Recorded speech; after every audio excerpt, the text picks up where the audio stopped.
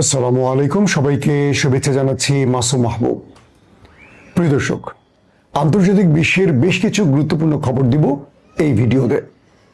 প্রথম খবরটি থাকছে মার্কিন প্রেসিডেন্ট ডোনাল্ড ট্রাম্পের যে 20টি শান্তির চুক্তি বা দফা উল্লেখ করা হয়েছে তা কতটুকু কার্যকর, নাকি এটা ফিলিস্তিনিদের সাথে প্রতারণা। দ্বিতীয় বিষয়টি আলোচনা করব, আবারও পাকিস্তান ভারত মুখোমুখি হচ্ছে, একে অপরের মানচিত্র থেকে মুছে ফেলার ঘোষণা দিয়েছে। 3 নম্বর গুরুত্বপূর্ণ খবরটি হলো এবার গাজা অভিমুখে শেষ জাহাজটিকেও আটক করেছে দখলদার বাহিনী। কি ভাবছে ইরান? চলুন আমি আপনাদেরকে সংক্ষিপ্ত সময়ে এই খবরগুলো দেওয়ার চেষ্টা করছি। প্রথম যে খবরটি সেটি হলো আমেরিকার। ইতিমধ্যে জেনে গেছেন যে মার্কিন প্রেসিডেন্ট ডোনাল্ড ট্রাম্প তিনি শান্তি চুক্তি হিসেবে 20টি দফা উল্লেখ করেছেন এবং এই 20টি দফায় তিনি বলেছেন কিভাবে ফিলিস্তিনে শান্তি ফিরে আসতে পারে।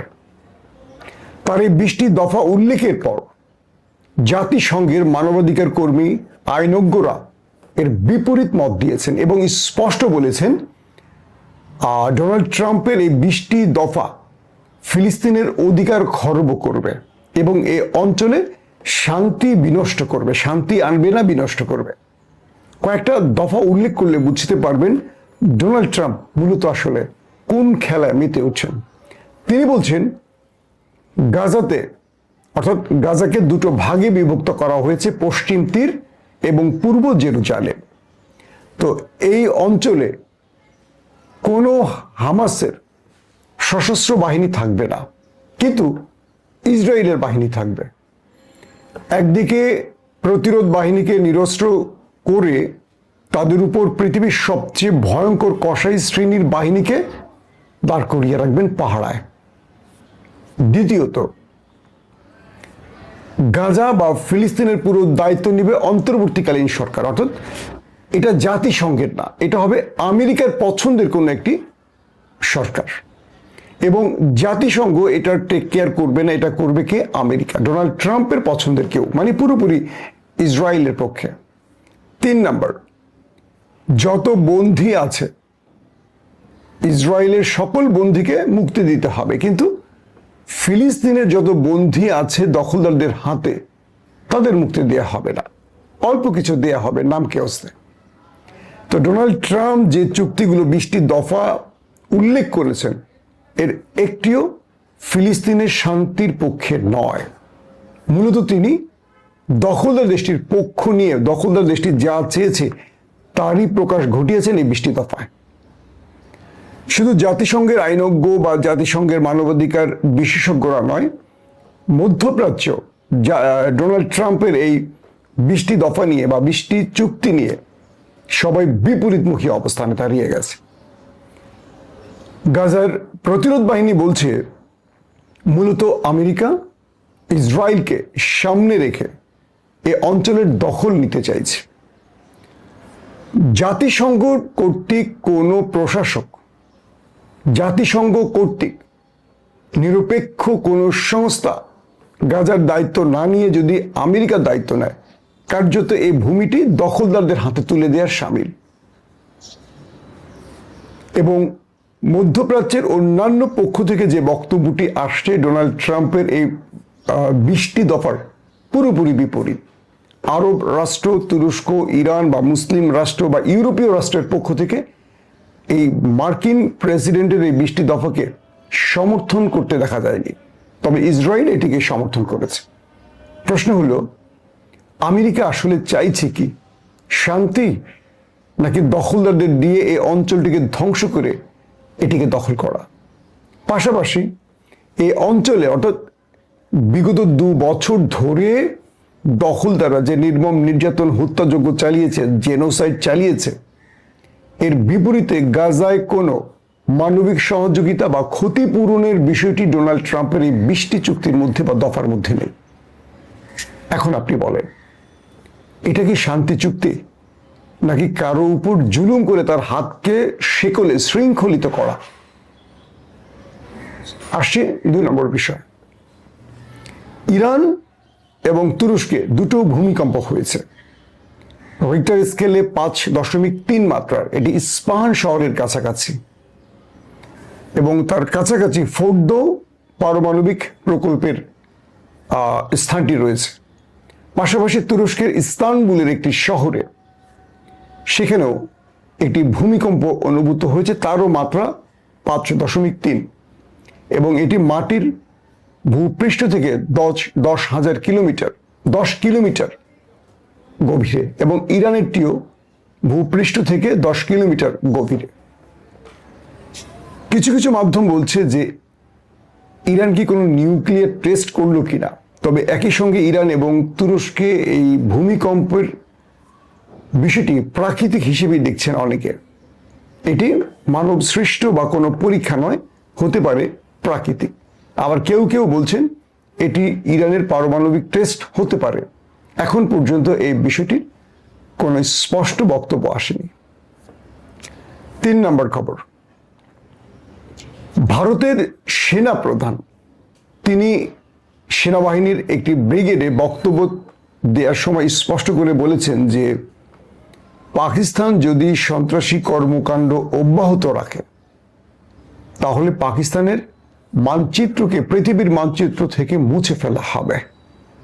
তিনি স্পষ্ট করে বলেছেন অপারেশন সিঁদুরের মাধ্যমে ভারত বিশাল বিজয় লাভ করেছে এবং পাকিস্তানের F-16 ধ্বংস করেছে, প্রচুর সেনা মেরেছে, সন্ত্রাসীদের ঘাঁটি ধ্বংস করেছে। অর্থাৎ এতদিন পাকিস্তান বা আমেরিকা বা আন্তর্জাতিক মিডিয়া যে তথ্যগুলো দেয়নি, বলেনি, ভারত নতুন করে এই তথ্যগুলো উপস্থাপন করেছে বিশ্ববাসীর কাছে। এবং কে? ভারতের সেনা প্রধান। তিনি বলছেন পাকিস্তান মূলত সন্ত্রাসী কর্মকাণ্ডকে প্রমোট করছে এবং তারা ভারতে অস্থিতিশীল অবস্থা তৈরির জন্য বা সন্ত্রাসী কাজের মাধ্যমে ভারতকে উত্তপ্ত করতে নীরবে কাজ করছে। আর এটি আগামী যে কোনো সময় তারা পাকিস্তানকে বড় রকম আক্রমণ করতে পারে। অর্থাৎ তার বক্তব্যের ইস্যুটি হলো ভারত যে কোনো সময় পাকিস্তানে নিউক্লিয়ার অ্যাটাক করতে পারে, আর এতে করে এই দুই দেশের মধ্যে আবারও উত্তপ্ত অবস্থা তৈরি হতে পারে। তাই তিনি ভারতের সেনাবাহিনী, নৌবাহিনী এবং বিমান বাহিনীকে সর্বোচ্চ সতর্ক এবং আরেকটি যুদ্ধের জন্য প্রস্তুত থাকতে বলেছেন। অর্থাৎ ভারত নতুন করে আবারও পাকিস্তানের সাথে একটা লড়াই করার মানসিকতা পোষণ করছে। ভারত যেহেতু সেনা শাসিত রাষ্ট্র নয়, গণতান্ত্রিক রাষ্ট্র, তাই ভারতের সেনা প্রধানের এই বক্তব্যটি নরেন্দ্র মোদীর ইশারায় হবে বা হতেই পারে, এটি স্বাভাবিক।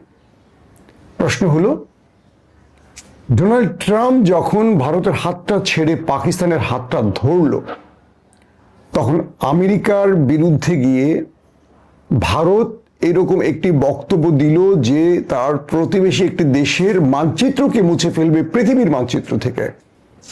এই বক্তব্যটি কি কোন চোখে দেখছে পাকিস্তান? ইতিমধ্যে পাকিস্তানের পক্ষ থেকে ছোট কিছু স্টেটমেন্ট এসছে। পাকিস্তান বলেছে যে ভারত তারা নিজেরাই নিজেদের ভূমিতে সন্ত্রাসী কর্মকাণ্ড করে এবং অন্যকে দোষারোপ করে তারা নিজেরাই যুদ্ধের মাঠে আসে এবং রাজনৈতিক ফায়দা লোটে। অর্থাৎ নরেন্দ্র মোদীকে ইঙ্গিত করেছে।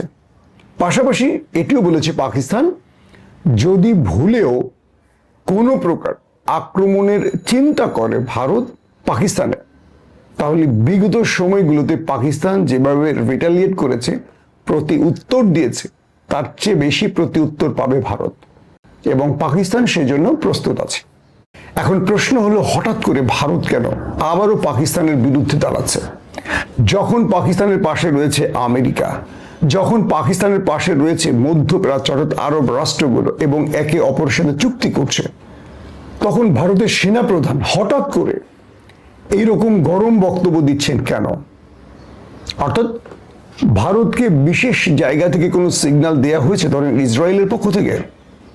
সবকিছু মিলে আবারও এই দু দেশের মধ্যে উত্তেজনা সৃষ্টি হয়েছে একটি বক্তব্যকে ঘিরে। এটি বক্তব্যে থাকবে নাকি এটি কোনো কার্যকর বড় আঘাত, পাল্টা আঘাতে যাবে, সেটা হয়তো সময় বলে দেবে। তবে দু দেশের মধ্যে সীমান্তে উত্তেজনা রয়েছে। ভারত সীমান্ত অঞ্চলগুলোতে মহড়া বৃদ্ধি করেছে, তাদের বিভিন্ন বাহিনীর মহড়া চলছে, শেষ হয়েছে এবং তারা পাকিস্তানের বিরুদ্ধে বড় একটা পরিকল্পনা তৈরি করছে এমন আভাস ভারতীয় গণমাধ্যমগুলো দিয়েছে।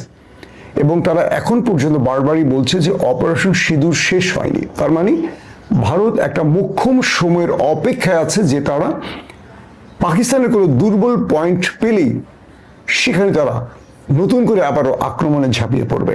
পাশাপাশি পাকিস্তান বেশ ফুরফুরে অবস্থায় রয়েছে। একদিকে ডোনাল্ড ট্রাম্প তার হাত ধরেছে, পাশাপাশি মধ্যপ্রাচ্যের মোড়ল রাষ্ট্রগুলোর সাথে পাকিস্তান বেশ কিছু চুক্তি করেছে, যেমন সৌদি আরবের সাথে চুক্তি করেছে। পাকিস্তানে আক্রমণ মানে সৌদিতে আক্রমণ, সৌদিতে আক্রমণ মানে পাকিস্তানে আক্রমণ। তো এই বিষয়টি শুধু সৌদি নয়, নীরবে বাকি আরব রাষ্ট্রগুলোর সাথেও পাকিস্তানের একটা আলোচনা চলছে। তাই এই যাত্রায় ভারত পাকিস্তানে আক্রমণ করতে হলে অনেক হিসেব নিকেশ করতে হবে।